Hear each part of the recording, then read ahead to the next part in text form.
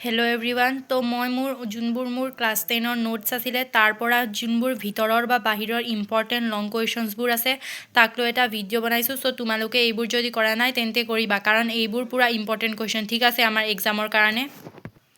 অসম নামৰ প্ৰদেশখন কেতিয়া গঠন কৰা হয়? 1874 খ্ৰীষ্টাব্দৰ 7 ফেব্ৰুৱাৰী তাৰিখে অসম নামৰ প্ৰদেশখন গঠন কৰা হয়। অসমৰ মুখ্য আয়ুক্ত পদত কাক অধিষ্ঠিত কৰা হৈছিল? R.H. গিটিংজক। তাৰ পাছত আছে বংগ বিভাজনৰ প্ৰথমটো পদক্ষেপ কি আছিল? অসম প্ৰদেশখন গঠন কৰাই বংগ বিভাজনৰ প্ৰথমটো পদক্ষেপ। প্ৰেচিডেণ্টৰ তলৰ শাসন যন্ত্ৰটো কি হিচাপে জনাজাত আছিল? প্ৰেচিডেঞ্চি হিচাপে। তো এনেকুৱা শ্বৰ্ট কুৱেশ্যন MCQত আহিব পাৰে। বংগ বিভাজনত লৰ্ড কাৰ্জনক সহায় কৰা দুজন বিষয়াৰ নাম? তো মধ্য প্ৰদেশৰ মুখ্য আয়ুক্ত এণ্ড্ৰু ফ্লেজাৰ আৰু আনজন অসমৰ মুখ্য আয়ুক্ত জন ব্যামফ্লিট ফুলাৰ। বংগ বিভাজন কিয় হৈছিল? প্ৰশাসনিক ব্যৱস্থা সুচাৰুৰূপে চলাবলৈ বংগ বিভাজন হৈছিল। লৰ্ড কাৰ্জনে এই বিভাজন কৰিছিল। বংগ বিভাজন কৰাৰ পিছত গঠন হোৱা প্ৰদেশ দুটাৰ নাম কি কি? বংগ বিভাজন হোৱাৰ পিছত পূৰ্ববংগ আৰু অসম নামৰ এটা আৰু আনটো বিহাৰ, উৰিষ্যা আৰু পশ্চিমবংগক সামৰি প্ৰদেশ দুখন গঠন কৰা হৈছিল। ইয়াণ্ডাবু সন্ধি কেতিয়া হৈছিল? 1826 চনৰ 24 ফেব্ৰুৱাৰী। বংগ বিভাজনৰ ফলত অসমত অংশগ্ৰহণ কৰা তিনিটা ৰাজ্যৰ নাম? ঢাকা, চট্টগ্ৰাম আৰু ৰাজশ্বাহী। ঐতিহাসিক বংগ ভংগ বুলিলে কি বুজা? বংগদেশক দ্বিখণ্ডিত কৰা আৰু খণ্ডিত একাংশ অসমৰ সৈতে সংলগ্ন কৰাৰ প্ৰক্ৰিয়াটোকে ঐতিহাসিক বংগভংগ বুলি জনা যায়। বংগ বিভাজনৰ দুটা উদ্দেশ্য উল্লেখ কৰা। চ' বংগ বিভাজনৰ দুটা উদ্দেশ্য হ'ল হিন্দু মুছলমানৰ মাজত একতা ভাঙি দিয়া, ব্ৰিটিছ সাম্ৰাজ্যক শক্তিশালী ৰূপত গঢ়ি তোলা। তাৰপিছত হাৰ্বাৰ্ট ৰিজলিয়ে কাৰ্জনলৈ লিখা চিঠিখনত ঐক্যবদ্ধ বংগ এটা বৃহৎ শক্তি, দ্বিখণ্ডিতকৰণেৰে বৃহৎ বংগ শক্তিক ভাঙি চিঙি চুৰমাৰ কৰিব। তো এইটো কথাষাৰ দি এইটো আহিব পাৰে যে কোনে কাক লিখিছিল। তো ইয়াত হ'ব হাৰ্বাৰ্ট ৰিজলিয়ে কাৰ্জনলৈ লিখিছিল।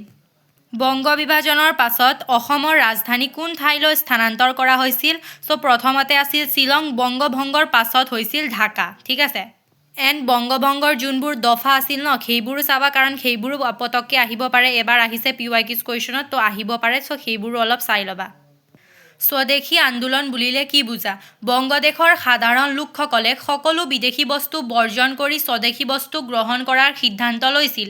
ইয়াকে সাধাৰণভাৱে স্বদেশী আন্দোলন বুলি কোৱা হয়। সঞ্জীৱনী পত্ৰিকাৰ সম্পাদক কোন আৰু এই পত্ৰিকা কেতিয়া প্ৰকাশিত হৈছিল? কৃষ্ণকুমাৰ মিত্ৰ। আৰু এই পত্ৰিকা 6 জুলাই 1904 খ্ৰীষ্টাব্দত সম্পাদিত হৈছিল। তোমালোকে চন মনত নাৰাখিলেও নামটো ভালকৈ ৰাখিবা যে সঞ্জীৱনী পত্ৰিকা কৃষ্ণকুমাৰ মিত্ৰ, ঠিক আছে। প্ৰথম প্ৰতিবাদী সভা ক'ত আৰু কেতিয়া অনুষ্ঠিত হৈছিল? মষ্ট ইম্পৰ্টেণ্ট, MCQত আহিব পাৰে। চ' 14 জুলাই 1905 খ্ৰীষ্টাব্দত খুলনাত অনুষ্ঠিত হৈছিল। তাৰ পাছত স্বদেশী আন্দোলনত ছাত্ৰ সমাজৰ ভূমিকা উল্লেখ কৰা। স্বদেশী আন্দোলনমুখৰ পৰিৱেশে ছাত্ৰ সমাজক আকৰ্ষণ কৰিছিল। ৰিপন কলেজৰ ছাত্ৰসকলে পোনপ্ৰথমে শ্ৰেণীকোঠা ত্যাগ কৰি আন্দোলনত ভাগ লৈছিল। 31 জুলাই তাৰিখে ৰিপন কলেজৰ ছাত্ৰসকলৰ নেতৃত্বত কলিকতাৰ সমগ্ৰ স্কুল কলেজৰ ছাত্ৰই বিশাল ছাত্ৰ সমাৰোহ আয়োজন কৰি বংগ বিভাজনৰ প্ৰতিবাদ সাব্যস্ত কৰিছিল। ছাত্ৰসকলে কেন্দ্ৰীয় সংগ্ৰাম সমিতি গঠন কৰি বংগ বিভাজনৰ বিৰুদ্ধে আন্দোলন কৰাৰ সংকল্প লৈছিল। 7 আগষ্ট তাৰিখে মহাৰাজা মনীন্দ্ৰ চন্দ্ৰ নন্দীৰ অধ্যক্ষতাত কলিকতাৰ কাছিম বজাৰৰ টাউন হলত এখন বিশাল জনসভা অনুষ্ঠিত হয়। বিভিন্ন ঠাইৰ পৰা উপস্থিত হোৱা প্ৰতিনিধিৰ আহ্বান মৰ্মে এইখন সভাই বিদেশী পণ্য বৰ্জনৰ প্ৰস্তাৱ সন্মতিক্ৰমে গ্ৰহণ কৰিছিল। কাৰ নেতৃত্বত ছাত্ৰ সংসদ গঠন হৈছিল? সুৰেন্দ্ৰনাথ বন্দ্যোপাধ্যায়ৰ নেতৃত্বত। ইম্পৰ্টেণ্ট কুৱেশ্যন, জাতীয় শোক দিৱস বংগবাসীয়ে কেতিয়া পালন কৰিছিল? বংগ ভংগ কাৰ্যকৰী হোৱাৰ দিনা, অৰ্থাৎ 16 অক্টোবৰ 1905। সেইটো ইম্পৰ্টেণ্ট, বংগবাসীয়ে জাতীয় শোক দিৱস পালন কৰিছিল। এনেকুৱা ধৰণৰ কুৱেশ্যনছ MCQত আহিব পাৰে। ফেডাৰেল হলৰ আধাৰশিলা কোনে স্থাপন কৰিছিল? এনচাৰ আনন্দ মোহন বসুৱে। বন্দে মাতৰম গীতটিৰ ৰচক কোন? এনচাৰ বংকিম চন্দ্ৰ চট্টোপাধ্যায়। কিন্তু বন্দে মাতৰম সংবাদপত্ৰৰ সম্পাদক বুলি ক'লে আমি অৰবিন্দ ঘোষ লিখিম, ঠিক আছে। গীত বুলি ক'লে বংকিম চন্দ্ৰ আৰু সংবাদপত্ৰ বুলি ক'লে অৰবিন্দ ঘোষ। তাৰ পাছত আছে বংগ বিভাজনৰ নেতিবাচক আৰু ইতিবাচক পন্থা কি কি? বংগ বিভাজনৰ নেতিবাচক পন্থা বিদেশী বস্তু বৰ্জন আৰু ইতিবাচক পন্থা স্বদেশী বস্তু গ্ৰহণৰ সিদ্ধান্ত লোৱা হৈছিল। তাৰ পাছত ইয়াত চোৱা সংবাদপত্ৰ আৰু সম্পাদক, ঠিক আছে, এইবোৰ ইম্পৰ্টেণ্ট। বেংগলী সুৰেন্দ্ৰনাথ বন্দ্যোপাধ্যায়, সঞ্জীৱনী কৃষ্ণকুমাৰ মিত্ৰ, হিতবাদী কালীপ্ৰসন্ন, কাব্যশিৰাদ আৰু যোগেন্দ্ৰনাথ বিদ্যাভূষণ, যুগান্তৰ ভূপেন্দ্ৰনাথ দত্ত, সন্ধ্যা ব্ৰহ্মবান্ধৱ উপাধ্যায়, দিদন সতীশ চন্দ্ৰ মুখোপাধ্যায়। তাৰপাছত হ'ল কুমুদিনী মিত্ৰৰ মহিলা আলোচনীখনৰ নাম কি? সুপ্ৰভাত। বন্দে মাতৰম সংবাদপত্ৰৰ সম্পাদক কোন? অৰবিন্দ ঘোষ। দেখিলা, সংবাদপত্ৰ অৰবিন্দ ঘোষ আৰু গীত বংকিম চন্দ্ৰ চট্টোপাধ্যায়। নাটকৰ নাম আৰু লেখক পলাশীৰ প্ৰায়চিত্ৰ বিৰুত প্ৰসাদ, সিৰাজউদ্দৌলা আৰু মীৰ কাছিম, গিৰিশ ঘোষ, চাব্বাছ বঙালী, অমৃতলাল বসু, বংগৰ অংগছেদ অমৰেন্দ্ৰ নাথ দত্ত। তাৰপাছত আহিল গ্ৰন্থ আৰু লেখক জাপানী বীৰ স্বৰ্ণকুমাৰী দেৱী, জয় সংগীত প্ৰমথ নাথ ৰায়চৌধুৰী, নব্য ভাৰত কীৰ্তিচন্দ্ৰ দাসগুপ্ত, মংগল লক্ষীৰ ব্ৰতকথা ৰামেন্দ্ৰ সুন্দৰ ত্ৰিবেদী। বংগমাতাৰ ছবিখন কোনে অংকন কৰিছিল? অৱনীন্দ্ৰ নাথ ঠাকুৰ। কোনে বংগমাতাক ভাৰত মাতাৰ নাম দিছিল? ভগিনী নিবেদিতা। আৰু ভগিনী নিবেদিতাৰ চমুটোকাও চাবা, ঠিক আছে, তেওঁৰ বিষয়ে আহিবও পাৰে বা মহিলাৰ ভূমিকাটো তোমালোকে তেওঁৰ বিষয়ে লিখিব পাৰা। দিদন পত্ৰিকাৰ সম্পাদক কোন? সতীশচন্দ্ৰ মুখোপাধ্যায়।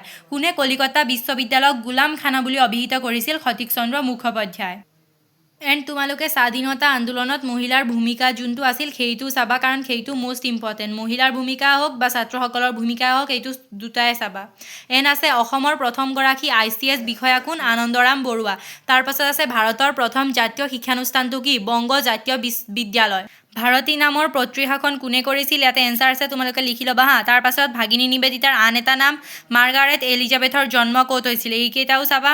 তাৰপাছত বংগৰ নাৰীৰ সাহসিকতাৰ সম্পৰ্কে লণ্ডনৰ কাকতখনৰ নাম ডেইলী টেলিগ্ৰাফ। এইবোৰো ইম্পৰ্টেণ্ট।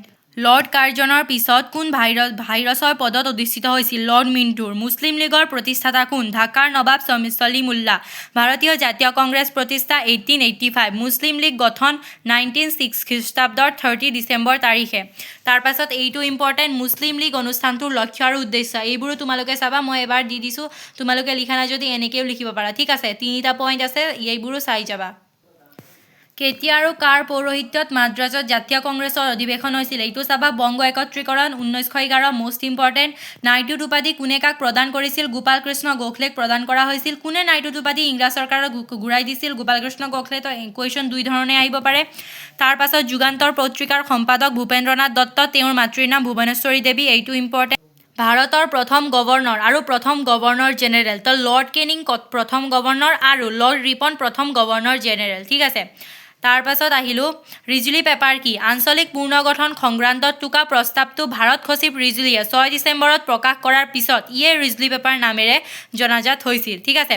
তাৰপাছত বৰ্জনৰ অৰ্থ স্বদেশিকতা আৰু স্বদেশিকতাৰ মৰ্মাৰ্থ হ'ল ইংৰাজৰ লগত সৰ্বোচ্চ প্ৰকাৰে অসহযোগিতা কৰা। কথাষাৰ কোনে কৈছিল? অৰবিন্দ ঘোষে। তো এনেকুৱা ধৰণৰ কিছুমান ছেপাৰেট চেণ্টেঞ্চ ওলাই কোনে কৈছিল, এনেধৰণেও MCQ দিব পাৰে। চ' তেনেকুৱা ধৰণৰো চাই যাবা। তো এতিয়া আহিলোঁ ছেকেণ্ড চেপ্টাৰত। তো মই ফাৰ্ষ্ট চেপ্টাৰৰ ভিতৰৰখিনিয়ে কৈ দিছোঁ, ঠিক আছে। বাহিৰৰটো চাবাই, লগতে ভিতৰৰ যোনবোৰ মষ্ট ইম্পৰ্টেণ্ট কুৱেশ্যন মই সেইবোৰ তোমালোকক কৈ দিছোঁ। তো ইয়াতে চাইছে চাগে, হ'লেও মই কৈ দিছোঁ যে ৰুছ বিপ্লৱ কেতিয়া সংঘটিত হৈছিল, এইটো ইম্পৰ্টেণ্ট। তাৰপাছত গান্ধীজীৰ বিষয়টো চাবাই, আৰু তেওঁ নাটালত গঠন কৰা ৰাজনৈতিক দলটোৰ নাম নাটাল ইণ্ডিয়ান কংগ্ৰেছ, এইটো ইম্পৰ্টেণ্ট। মহাত্মা গান্ধীয়ে ওলোৱা বাতৰি কাকত ইণ্ডিয়ান অপিনিয়ন, ঠিক আছে। তাৰপাছত আহিল কিহৰ বাবে ইণ্ডিয়ান ৰিলিফ এক্ট নামৰ আইন প্ৰণয়ন কৰা হৈছিল? তো ভাৰতীয়সকলে খ্ৰীষ্ট ধৰ্মৰ বিধানমতেহে বিয়া কৰাব পাৰিছিল, আৰু বিয়া কৰাবলৈ পঞ্জীয়ন কৰোৱাটো বাধ্যতামূলক হৈ পৰিছিল। তেতিয়া গান্ধীজীয়ে সত্যাগ্ৰহ আন্দোলন আৰম্ভ কৰিছিল। ইয়াৰ বাবে তেওঁ 9 মাহৰ বাবে কাৰাবাস খাটিবলগীয়া হৈছিল। পিছত চৰকাৰে এই ইণ্ডিয়ান ৰিলিফ এক্ট নামৰ আইন প্ৰণয়ন কৰি ইয়াৰ মোকাবিলা কৰিবলৈ বাধ্য হৈছিল আৰু গান্ধীক মুকলি কৰি দিয়া হৈছিল। তো ইয়াত সত্যাগ্ৰহ দিয়া আছে যে সত্যাগ্ৰহ শব্দটোৰ অৰ্থ কোনে পোনপ্ৰথমে ব্যৱহাৰ কৰিছিল, ঠিক আছে। তাৰপাছত সত্যাগ্ৰহ শব্দটো কোন দুটা শব্দ লগ লাগি কৰিছিল, এইটো 3টা কুৱেশ্যনছো চাবা, কাৰণ সত্যাগ্ৰহৰ বিষয়েও আহিব পাৰে বা আহি থাকে, ঠিক আছে। PY কিছতো আহি থাকে সত্যাগ্ৰহটো। তাৰপাছত আৰু এটা ইম্পৰ্টেণ্ট হ'ল যে গান্ধীজীয়ে সত্যাগ্ৰহ কৌশল হিচাপে ব্যৱহাৰ কৰা কাৰ্যসূচীবোৰ উল্লেখ কৰা। তো মই ইয়াতে দেখাই দি আছোঁ, তোমালোকে যদি লিখা নাই তেন্তে এনেধৰণে এনচাৰ লিখিবা, হ'ব। তো ইয়াত হ'ল অসহযোগ আন্দোলন হোৱাৰ কিছুমান কাৰণ বা কাৰক উল্লেখ কৰা। তো ইয়াত বহুত শ্বৰ্টত লিখা আছে, চ' এইবোৰ মনত ৰাখিব বহুত ইজি, ঠিক আছে। পইণ্ট ৱাইজ লিখা আছে। তো যদি অসহযোগ আন্দোলনৰ কাৰণ বা কাৰক লিখা নাই তেন্তে এইবোৰ লিখি ল'বা, 5টা পইণ্ট আছে। এইটো হৈছে অসহযোগ আন্দোলনৰ ইতিবাচক দিশ। এইটো ইম্পৰ্টেণ্ট কাৰণ এক্সামত আহি থাকে, ঠিক আছিল। অসহযোগ আন্দোলনৰ ফলত কি কি ভাল হৈছিল, এইটো ইয়াত এনচাৰত আছে। তো এইটো তোমালোকে লিখি লোৱা। এইটো হ'ল চাইমন কমিশ্যনৰ প্ৰধান উদ্দেশ্য কি? তো মণ্টেগো চেমস্ফৰ্ড সংস্কাৰ অৰ্থাৎ 1919 চনৰ ভাৰত চৰকাৰ আইন কিমান দূৰ কৃতকাৰ্য হৈছিল তাক অনুসন্ধান কৰাটোৱে চাইমন কমিশ্যনৰ প্ৰধান উদ্দেশ্য আছিল। তাৰ পাছত হ'ল গান্ধীজীৰে ব্ৰিটিছলৈ প্ৰেৰণ কৰা চৰম পত্ৰখনৰ দাবী কি আছিল। তো এইটো আহি থাকে যে মাদক দ্ৰব্যৰ প্ৰচলন বন্ধ, টকা আৰু ষ্টাৰ্লিঙৰ অনুপাত সলনি, মাতৰ খাজনৰ পৰিমাণ কম কৰা, লোন কৰ বন্ধ কৰা, সৈন্যবাহিনীৰ ব্যয় কমোৱা। তো ইয়াত তোমালোকে 4-5টামান পইণ্ট চালে হৈ যাব। ইয়াত 11টা পইণ্ট লিখা আছে, তোমালোকে যোনটো ইজি পোৱা সেইটো লিখি ল'বা। এণ্ড এইটো ইম্পৰ্টেণ্ট যে পূৰ্ণ স্বৰাজ দিৱস কেতিয়া পালন কৰা হয়? 1930 চনৰ 26 জানুৱাৰীত। দাণ্ডী যাত্ৰা কেতিয়া আৰম্ভ হৈছিল? 1930 চনৰ 12 মাৰ্চ। সীমান্ত গান্ধী বুলি কাক জনা যায়? খান আব্দুল গফুৰ খান। গান্ধীৰ আৰউইন চুক্তি 1931 চনৰ 5 মাৰ্চ। গান্ধী আৰউইন চুক্তিৰ যিকোনো দুটা চুক্তি এনেকৈ আহিব পাৰে, ঠিক আছে। এইটো PYQ হয়, গান্ধী আৰউইন চুক্তিৰ যিকোনো চুক্তি লিখা এনেকৈ আহিব পাৰে, এইটো চাই যাবা। আইন অমান্য আন্দোলনৰ দুটা ফলাফল, ইয়াত 2টা পইণ্ট দিয়া আছে, এনেকুৱা ধৰণেও আহিব পাৰে কাৰণ এইবোৰ ইম্পৰ্টেণ্ট কুৱেশ্যনছ। পুনে চুক্তি কেতিয়া হৈছিল? 1932 চনত পুনে চুক্তি হৈছিল। গান্ধীজীয়ে ক'ত কৰিম কিম্বা মৰিম ধ্বনিটো লৈ ভাৰত ত্যাগ আন্দোলনত জঁপিয়াইছিল? তো গান্ধীজীয়ে ঐতিহাসিক আগষ্ট সভাত মুম্বাইৰ গোৱালিয়া টেংকত, যিখন ঠাইক বৰ্তমান আগষ্ট ক্ৰান্তি মৈদাম নামেৰে জনা যায়, ইয়াতে গান্ধীয়ে এই ধ্বনিটো দিছিল যে কৰিম কিম্বা মৰিম, ঠিক আছে। তো এইবোৰ যদি মই সকলো নোটছ তোমালোকক টেলিগ্ৰামত দি দিছোঁ, ঠিক আছে, বা মই টেলিগ্ৰামত এইবোৰো দি দিম। যদি তোমালোকক লাগে তেন্তে টেলিগ্ৰামত জইন হৈ ল'বা, মই লিংকটোও দি দিম। এণ্ড এইটো ইম্পৰ্টেণ্ট যে নেতাজীয়ে মহিলাসকলৰ বাবে গঠন কৰা বাহিনীটোৰ নাম ঝাঁচী ৰাণী ৰেজিমেণ্ট। তাৰপাছত আছে ভাৰতীয় জাতীয় সেনা বাহিনীৰ মূল শ্লোগান কি আছিল? জয় হিন্দ। এণ্ড মোক তেজ দিয়া আৰু মই তোমালোকক স্বাধীনতা দিম, কথাকাৰ কাৰ? নেতাজী সুভাষ চন্দ্ৰ বসু। তাৰপাছত যোনটো আমাৰ ভাৰতীয় জাতীয় সেনা বাহিনী আছে ইয়াৰ বিষয়টোও চাবা, এইটো ইম্পৰ্টেণ্ট। তাৰপাছত আছে প্ৰত্যক্ষ দাবী দিৱস কেতিয়া পালন কৰা হয়? 16 আগষ্ট 1946। ভাৰতৰ অন্তিম ভাইচৰয় কোন আছিল? Lord Mountbatten. ভাৰতৰ স্বাধীন আইনৰ 3টামান দফা উল্লেখ কৰা, তো এনেকুৱাও আহিব পাৰে। চ' এইবোৰো এনেই মনত থৈ যাবা যাতে আহিলে তোমালোকে লিখিব পাৰা। তাৰপাছত স্বাধীনতাৰ পিছত পাকিস্তানৰ প্ৰথম গভৰ্ণৰ জেনেৰেল মহম্মদ আলী জিন্না। স্বাধীনতাৰ পাছত ভাৰতৰ প্ৰথম গভৰ্ণৰ জেনেৰেল লৰ্ড মাউণ্ট বেটেন। স্বাধীন ভাৰতৰ প্ৰথম প্ৰধানমন্ত্ৰী জৱাহৰলাল নেহেৰু। তাৰপাছত ইম্পৰ্টেণ্ট এইবোৰ যে ভাৰত পাকিস্তানৰ সীমাৰেখাৰ নাম ৰেড ক্লিফ। কেতিয়া ৰেড ক্লিফ ভাৰত পাকিস্তানৰ সীমা হৈছিল? 1947 চনৰ 17 আগষ্ট। এণ্ড বাংলাদেশ স্বাধীন হৈছিল 1971 চনত। এইটো ইম্পৰ্টেণ্ট। অসমত 1857 চনৰ চিপাহী বিদ্ৰোহৰ প্ৰভাৱ সম্পৰ্কে লিখা। অসমৰ জনসাধাৰণ ব্ৰিটিছ শাসন শোষণৰ বিৰুদ্ধে জাগ্ৰত হৈ উঠিছিল। 1857 চনৰ বিদ্ৰোহে অসমৰ অভিজাত শ্ৰেণীটোক ব্ৰিটিছ শাসন ওপৰাই পুনৰ ৰাজতন্ত্ৰ প্ৰতিষ্ঠা কৰাৰ এক সোণালী সুযোগ প্ৰদান কৰিছিল। সেয়েহে 1857 চনৰ বিদ্ৰোহে অসমতো প্ৰতিক্ৰিয়াৰ সৃষ্টি কৰিছিল। ব্ৰহ্মপুত্ৰ উপত্যকাত কিছুসংখ্যক লোকে অসমত অৱস্থান কৰা ব্ৰিটিছ সৈন্য বাহিনীত থকা ভাৰতীয় সেনাৰ মাজত অসন্তুষ্টি বিয়পাই অসমতো চিপাহী বিদ্ৰোহৰ উত্থান ঘটায়। তেওঁলোকৰ সহায়ত ইংৰাজক খেদি আহোম ৰাজ পৰিয়ালৰ এজন কোঁৱৰক অসমৰ ৰজা হিচাপে প্ৰতিষ্ঠা কৰাৰ চেষ্টা কৰিছিল। বৰাক উপত্যকাতো চিটাগঞ্জৰ পৰা অহা চিপাহীসকলে বিদ্ৰোহৰ সূচনা কৰিছিল।